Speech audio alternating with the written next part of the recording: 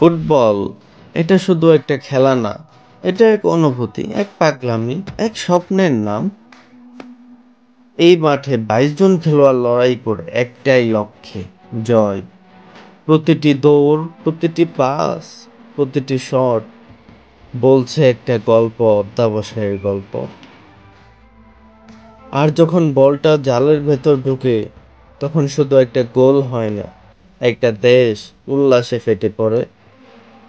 Football শেখায় হার মানে শেষ না, প্রতিবারই পড়ে গিয়ে আবার ওঠার নামই জীবন।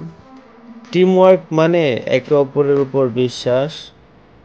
শেষ বাঁশি বাজে, ট্রফি উঠে যায় আকাশে, তখন মনে হয় সব পরিশ্রম, সব ব্যথা, সব রাত জাগা অনুশীলন আজ সার্থক। ফুটবল শুধু একটা খেলা নয়, এটা একটা পরিবার, একটা অনুভূতি, একটা জীবন। Football not just a game, it's our passion.